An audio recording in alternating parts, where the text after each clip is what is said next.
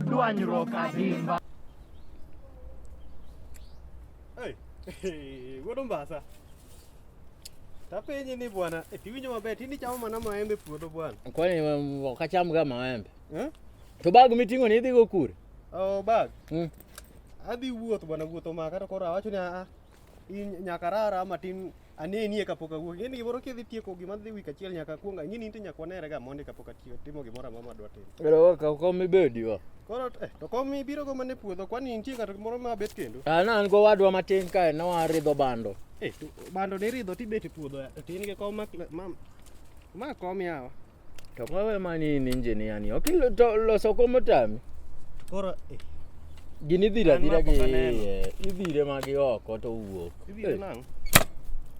Ero. Kasi bet gi mbele ka. Iluongo ni wuodo mbasa. Ingo tinde nengo ni oidho. Yani magi kombe matinde in go. To gichalo mana kombe nyithindo ya. Gino dong nyalo mako apiny kosana nang'o. Bei piny wuo mang'eny bwana. To nyisa ni dhi nade bwana? Antie bwana. Intie? Ambe antie. To higa manyien ni teri nade? Ni gwedha gi maembe. Ya maembe bwana. Eto. Kamera bando wang ni chiek ni manade ni bwana. To wuodhi midhi yani. Midhi akwai.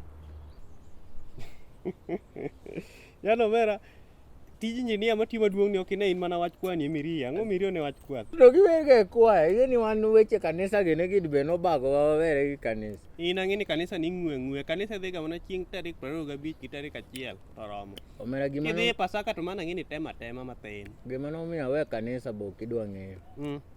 Gima nomiyo nawe kanisa Nyasaye mong'eyo. Ang'o manotimore? Abana nyoro kae aneno kanisa moro kae miluongo ni Let Nyasaye Healing and Ministries. Mago to korang. Let Nyasaye. Moko ni moko mafai. Moko ndalo moko aneno moro kae malo wigor kanya idha ka. Iluongo ni nosiro wendo Healing and Ministries. Osiro wendo nade ya. Tinde kanisa no kel gi mang'eny moko mathindo thindo kel gi maduoro. Ng'ato biro mathin to seyawo ma kanisa ne en pastor kendo iluongo ni jadolo. Jadolo ko to ng'eny to ng'eni jadolo nigi gino mopogore. Kido mopogore lakini Nyasaye wacho ga ni ang'o? We rango gima timo ang'o? We rango gima timo, rango gima wacho. Onge. Lakini moko to timo ga mag anjawo dong. Ka ng'ani emonego tero puonji kaka Nyasaye. Kako onego alam Nyasaye. To en be en ga kweda moko 2, 3, 4 kon. Koro an atim ang'o? Ok abera gi kanisa. To moro to tindo biro matinde chiegni jodolo te. Molo kanisa moko mineno ng'ato kawo kanisa matin to oyawo to chako nyinge moko mineno wacho nyinge mathindo. Omera chode. Jachiend chode ni tindo donjo ne pastors omera. To mani neno kure koso. Jachiend chode. Ing'eni imbe ijakwaya, koro kaneni. To kata ng'eyo, nitie kanisa kanyo. Nitie joma wuondore mang'eny, ng'eny ng'ato wuondore no biro lemo karo biro medo 2. To ng'eny ariyo gi sana chode ni. Dong in kanisa kiseyawo tibedo ni jomo biro manyo wach Nyasaye iluongo ni nyirombe. Nyirombe. To be we wache mang'eny, ok wade wami jowa gimbe gine. Adwa ni koro joone gima jadolo timo ne nyirombe. Ine nyarombo manodhi manyo konyruok kuom jadolo. To jadolo bogoro lokore gi nyarombo. Achuona ne wang'i mondo ine kacha gima notimore. Nitie kitabu mokae masomo. To aneno ka ber kodi kabisa. Seneno ka isebedo kiwuotho koda yor Kristo kabisa. Nyaka ne wachak wuodhni. Nyoro imora kabisa. Yalo no maber. Tio na teach maber kabisa. Ni onge representer mamit kabisa. Ni in ma ionge anantie. Now. Koro jalo. Nyocha yalo wach moro ka ma unyo ka wacho do nyifuonda. Wacho do jontho eler awinjo ka wach mane wacho omula kabisa. Ma penjo jalo ni dibede ni tie kaka ong'iaga gi wang'o pogre mondo ka biro kato mondo oyala Ayo mani ni roho ma Nyasaye ema tiyo kodi. Koro machano konya kabisa chono konya chono ngima. Ng'eni wachore ni wach Nyasaye en gima nigi teko to en gima ngima. Mano. To seche ma wach yalo to in mochuo penjri ang'o kanye miwuothe marach momiyo wach no in mochuo. Okay. Nya bedo ka jatich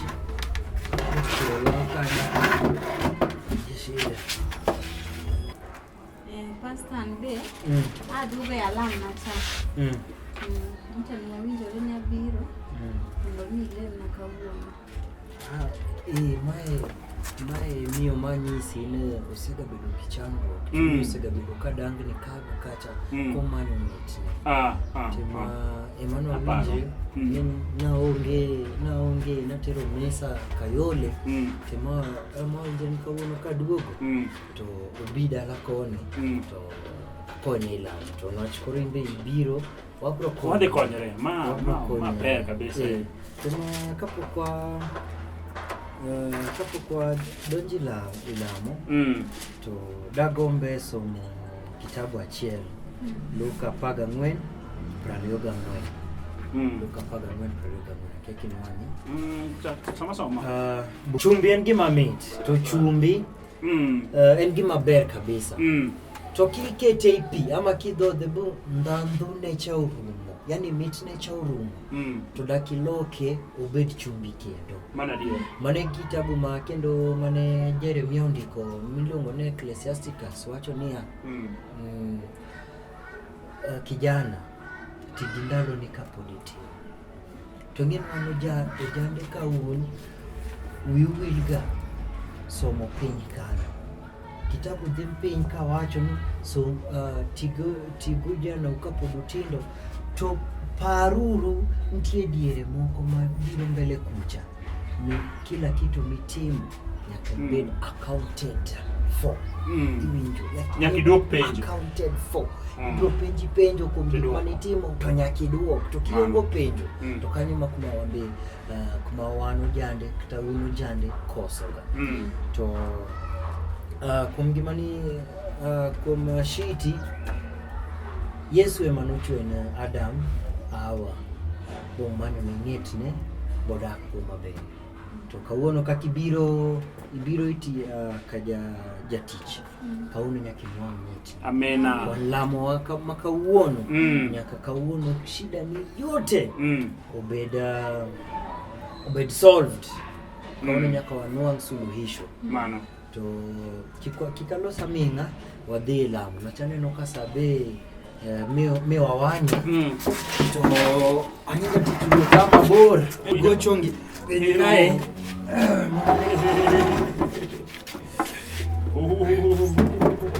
koro adani go chongi piny mondo wakonyi haleluya ni mokwongo akonji kaka itimoga sudi chien matin sani Limbadi kora chwich to kikimul ng'amilamo ni akwayo mondo wamiwang'wa wachak lemo haleluya bongo nyaka laga yachwet piny gi polo neno ka nyari kai nyathini manichweyo obiro iri mondi manyi ne ng'iti Ondi los neda kosega bedo kodangni kag kacha osega bedo ko wuotho osega bedo gi chunje moko maricho ma wuotho kag kacha chunje ma mochido molil to kawuono Nyasaye akwayo mondi loke chunje ko mondi lere chunje ko mondo korado chieng' moro gi ng'ate korado gi ng'ete to nwang'o Kenya ko masiluwa nyako maler nyako moyieda nyako madak nyako mabet piny molos ode maber nyako ma nyarito wata Nyasaye ichwe gode ichwe piny gi polo Nyasaye Alamo chuny musiko bed kadangni. Alamo Nyasaye ni miye dichuo baba. Imiye dichuo Nyasaye. Imanyne ng'etni. Kaka ni manyo ne Adam. Oh yes. Manyo ni Adam awa ng'etne baba. Oh yes. Mani manyne ng'etne baba. Tukawuono Ja Gombo takwayo. Gode mani chwegi. Nyasaye. Ai gode mani chwegi. Oh yes. Chweyo pinje. Ai mochweyo kila kitu baba. Ai baba. Ai. Gode mani chwegi Nyasaye. Ja Gombo Nyasaye akwayo maler. Pastor. Makislama manene lamoni. Biro mondo konyi kosi biro pingri gi jatich Nyasaye. Abiro mondo konya to kit lamo milamo kimula goda to dakane kata njo maber. Jatich ruoth. Bed mos. In ekipuonjri tich. Wasebedo kwa lamo kodi, wasebedo kwa konyo yo lamo, lakini mitimo kanyo opogore ma oken. Koro imbe ichako lamo mna urucha. Mar gombo. Inge lamo mabeyo gumaricho. Ma okega kwa timega. Lamo en gimitimos. Nyasaye wacho ni gimora mantie shida rie lweti. Nera bora gimitimo. Kato kanye mimuloni. Pastor. Kalemo tami to werigo an gi chandruok ndiyo. To komaanisha ni mondo mi abiri ni mulo denda ati ni lemona. Kaka meka kilemo to wawa mondo mi abed gi chandruok. Mano gombo. Bishop majechi. Lweti. Bashaka taka ya shapa. Pastor malamo ko sa. Ya Nyasante pashela Nyasaye Ja Gombo Nyasaye polo. Ko sen chode. Ai. Ano malamo makia. Kala kaka mai to wawe beda gi shida nano. Ya. Kaka mai ka kilemo to wawa mondo abed gi shida nano. Seneno. Winjo. Imain gi shida tibiro yoda kama na kuni. Abiro mondo mi lemna. Aseneno shida mari. Toka ibiro kae munda konyi to shida ini. Ranyisi nkidhemba ile pingli gi jotich Nyasaye. Ibro diwo kawiu. Kaka mondo mi adi kaka kilemo karawadi akone chiegi. Ibiro kawiu gomena ichiro kama etinde. Kibiri lamo. Kaka maneka kinyisa. Kibiri lamo kila kitu.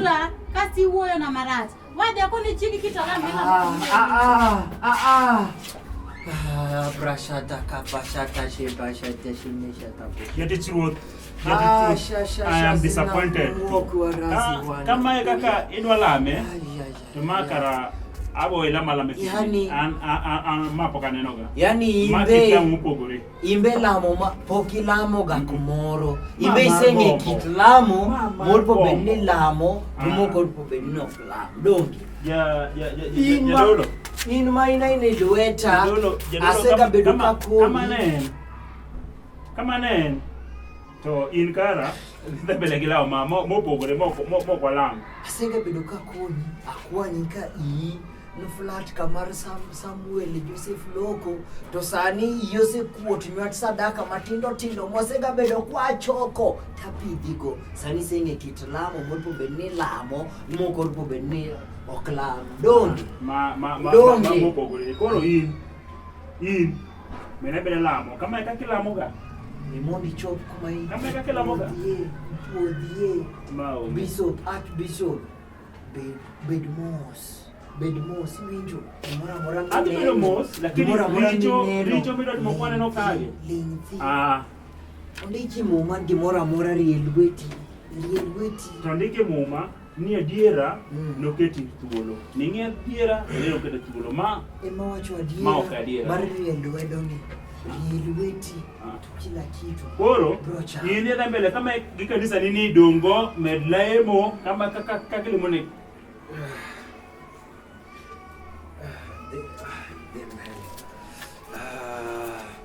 Akiango angomo kelio daka uono kaona da bedo maber odiechienga se pango maber to gimoro kela jadolo makiakta dolo yo dakai oketho na odiechien Ineno gimono miyo nawe kanisa. Ineno gi wang'. Ni mano jadolo.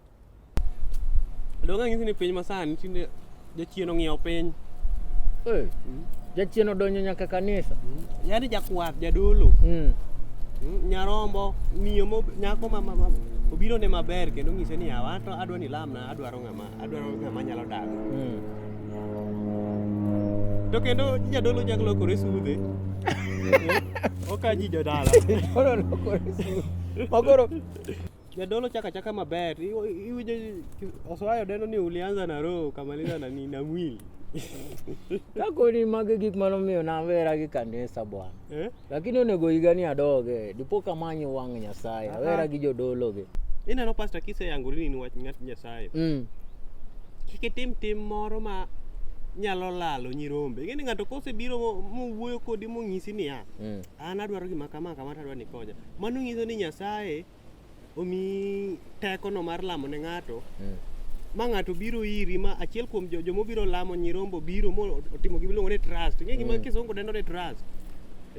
Moyie kuome to ichako timo. Ineno kaka lwete ne wuotho. To koro to kambe kaneno kayo tawe mana ni ka lwet Nyasaye, ka lwet jadolo wuotho, to samoro mano be lwet Nyasaye. Lwet Nyasaye ok timre. Lwet jadolo wuotho makoro ne do mana ni ndebo kawe. Otimore malich. Ya machacha. Machana ila chapoka neno. Ere ratiro monego jadolo lu samodil gi nyarombo. Jadolo Nyasaye kosebedo nomiyi mich mar lamo ne jopiny. Nyasaye miyi man ng'eni mich nok miga ng'ata ng'ata. Miya kanisa ni miyudo nyirombe 1 2 3 4 moko. Bed ni timri gi wach Nyasaye terwe donje chode. Jachien tang'eni ng'iewo ji mang'eny kendo iyudo ga ni tembe ng'eny. Tembe to ng'eny. Tembe en gima nochakore nyaka ndalo muma. To onego bed ni ng'iyo ni sama ng'ato biro ng'ama miyo biro mopimo ni kaka thagruok ma en go, mano ng'iso ni ong'eyo ni minyalo konye. Tichimore gi konyruok aila. Koro mane madwano ong'is onagiwa ma jodolo kata jokwath. Moko luongo ni jokwath, moko luongo ni bishop, kia reverend, Lutheran. To koro to bedo ratiro mar muma wacho niya ni chode ok en gima onego timre. To koro ka jadolo kae emokawo chode oketo mbele. Mano ng'iso ni piny rach, piny owuo, piny osekethore. Koro mani pani koro nyirombe dhedhe kanye. Mani ng'iso ni chalo ni jakwath okawo nyirombe tere nam. Kata jakwath okawo nyirombe dhi bulo te. Koro kisebulo nyirombe gima orumo te to koro ang'o madhi dong'? To koro apenji ane. Bing'eni kae bok wanyal miyo wacho ni jadolo kende ema nigi makosa. To ng'ami lemone ni. En samo biro ni lemone ni to sami make 1 2 3 ni. Okwer jadolo ni omera ma ok gima kare. Embo wuogi odhi. Dong ineno ka aperi nyako dong iluonge na aperi. Ineno gima aperi otemo kwere lakini gama yie ni nyarombo botimo marach. Law morwako kodhigo cha. Law chomake koka nyathi mane Nyasaye ogwedho gi del bwana. Nyasaye jo kisungu deno ni my dress my choice. Kisungu ama yogurt. Yogurt nini to mama tichuogo bwana. Dier. Koro mane gima wadwa ni jopiny obed ga kong'eyo niya. Oganda wa maluo. Mano ken gima kin ng'eni in pastor mora wawuoyo kuom pastor mora ma jaluo. Kisebedo ni yawo kanisa chimri gi kanisa ter to ka Nyasaye ogwedhi gi nyirombe moko mulamo ne maber ket gima ne wach ruoth to temi imbi lamo ne Nyasaye mondo kik ibed gi tembe nikech tembe nochakore kata chon donge. Nyiwa be onego kongi ni sama nitie kuonde moko wayie ni nitie my dress my choice. Lakini sama idhi ka jalemo ni okirwakri kamoro ma decent mondo marito war. Irwakori ka ng'ama dhi mbele mar. Mondo kata Nyasaye ko yawo wang'e to neni. Maka tembe ka Nyasaye nyacho ni amanga madwaro dichwa dier. Modwaro no dage ode maber ok en jachode donge. Koro mane momiyo wawacho kendo wakwero ni mano en ang'o cha? Dwanyruok adimba.